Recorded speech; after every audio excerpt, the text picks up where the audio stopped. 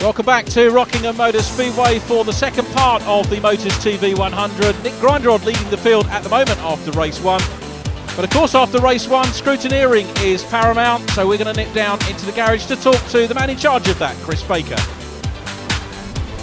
Well, we're here to do the technical checks on the pickup trucks. There's going to be a number of checks to look after suspension, the aerodynamics, and actually the size of the bodies as well. The checks usually consist of a ride height check, where we take the ride height gauge and run it down the side of the truck. This gauge should be cleared by the truck completely. For this particular race, and it's 90 millimetres.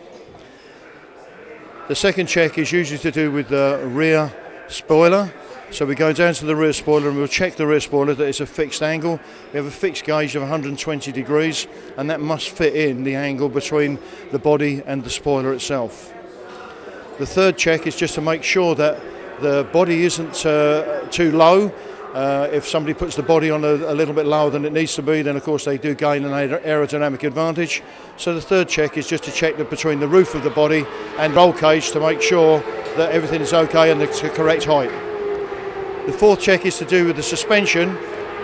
The suspension is checked, making sure the rod ends are complete, that the rod ends are in the right distance, and that gives us a reasonable check on the track. Thanks, Chris. Good to hear that all is fair in pickups. I tell you what, there's absolutely no way you get away with anything in this championship with Chris looking after it. Here is the grid for the second half of the event. This had a separate qualifying session, and the fastest time in qualifying went to Phil White. So therefore he lines up 10th. Problems for Jeff Dixon. That's disappointment. Looks like the Palmer's Garage truck's going to start from pit lane, but Paul Tompkins on pole.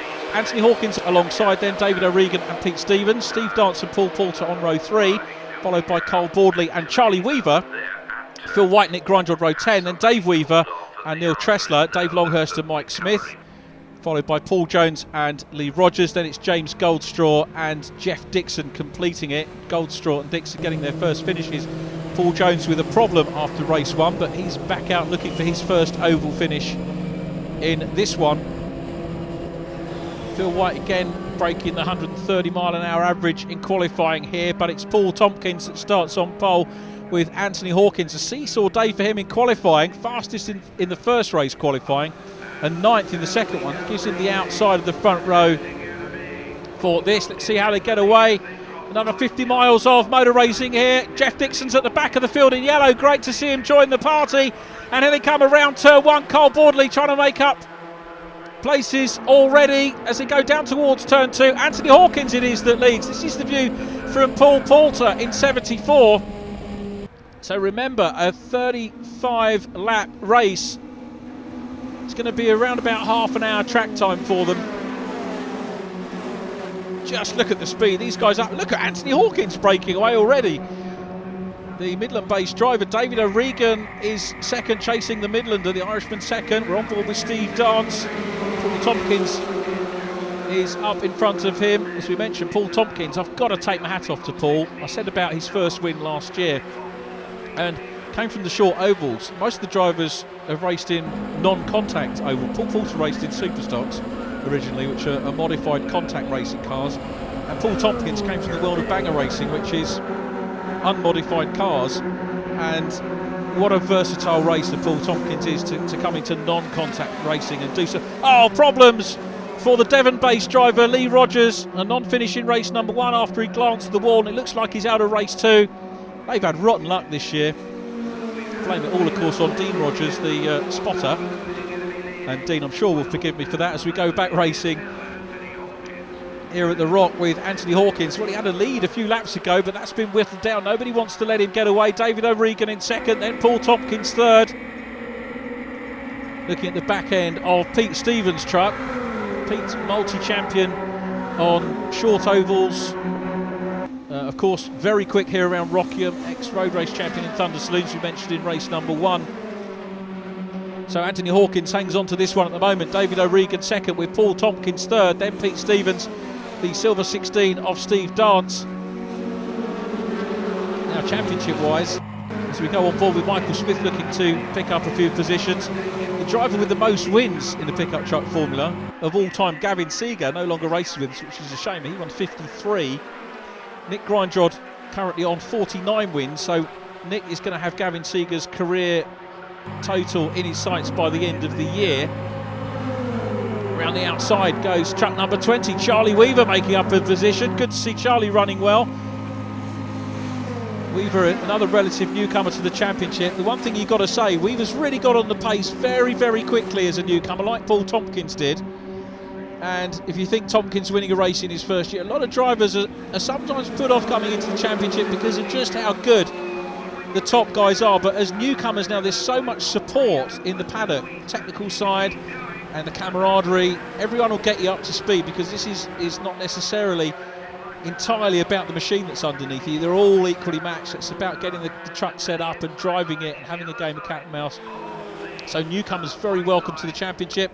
As we look at Tompkins on the outside, Peter Stevens in 4 on the inside line, dicing over 3rd place at the moment. Oh no, and off. What have we said? A great start for Charlie Weaver, but he's broken down and he's on circuit. And it's a full course caution here. The yellow flags are out and the pace car will be on circuit to recover Charlie Weaver's 20 truck. This is not good news for the front runners. Anthony Hawkins may have used a little bit more rubber than the rest of them in those opening laps. He rounds turn 4. Getting ready to restart here at Rockingham. The lights are out on the pace car. Let's hope that we don't get an incident. Sometimes in American racing they say yellows breed yellows, i.e. at the end of a yellow flag safety car caution you might get another one as the guys get underway again. Sonny Howard, the race director, will have read the riot act to these guys. We don't want any incidents here, and it looks like a good orderly start from all the field. They're well versed. Incidentally, they do run a rookie course here at Rockingham. If you've not done oval racing, you're required to come and pass a test to show that you can race competently and safely here on the oval. They run that before a meeting. So again, if you're worried about coming into this sort of racing as well as maybe wanting to do pickups on the road courses, there's full tuition and a test to make sure that you're able to do it. They don't just let anybody out on the oval, and there are drivers that haven't made the cut in the past. Look at Nick Grindrod getting swallowed up by these trucks. Through goes Dave Longhurst in 23. Cole Boardley just setting up behind Grindrod. Of course, the race 1 winner, Paul Poulter, there was 3rd. We've got to keep an eye on the points from both races, because the driver who gets the most points from both races will take home that magnificent trophy that Pickup Truck Racing have put up this weekend for the Motors TV 100. Cole Boardley in 41. Here he comes. He's won 3 races so far this year. Nick Grindrod 8 wins. Steve Dance 4. Paul Poulter 1 win here at Rockingham. Cole Boardley having won the other 3. Nick Grindrod then the most successful active driver in pickups. He's also holds the record for the most number of successive wins. A record of 7 on the bounce last year, equally Gavin Seeger's record from a few seasons ago. Steve Dance with 37 career wins, Phil White with 12, Paul Poulter with 18. David O'Regan on the outside is surely going to join the list of winners before too long. Here we go on board with Boardley down the inside of Pete Stevens. Hot rod drivers on the small ovals from different eras. And Boardley looking down the inside of Phil White. Phil, the only driver to have won the World Super Rod Championship as well as the National Hot Rods in the days when the Super Rod Championship was fiercely competitive in a car, incidentally, built by the man who builds the pickup, Sonny Howard. SHP Engineering, not just Sonny that builds the car, of course there's a team there, including Sonny's brother Kelvin, who put the machines together, and Melanie in the office that does all the work as well. What a big team behind Pickup Truck Racing to give us some superb action here at the Rock. Nick Grindrod, though, back up at the front end of the field. It's still Anthony Hawkins in the white machine, the race leader. Nick Grindrod looking back at Phil White. The Denham car centre machine looking down the inside. You can see the Ford Ranger front on it. Very close view here. Grindrod carrying a fair bit of ballast as well. There's Anthony Hawkins still leading from Paul Tompkins. Nick Grindrod, look how close Cole Boardley is to the wall. Now they're closing up on the lead too, so Anthony Hawkins coming under a bit of pressure. Paul Tompkins has been hounding him thus far, and Tompkins going to the inside line, looks down the inside to try and take the lead. Has he got the momentum as they come down into turn one? Tompkins gets his nose in front. Anthony Hawkins down to second. Is it going to be third? Grindrod goes through as well. Nick Grindrod up into second place.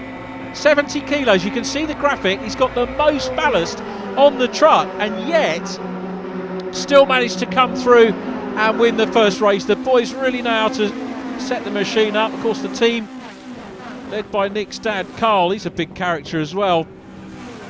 So Paul Tompkins out front now. Paul hanging on to it from Nick Grindrod, still pretty much early doors in this race, despite the safety car that we had on board with Paul Poulter trying to pick his way through.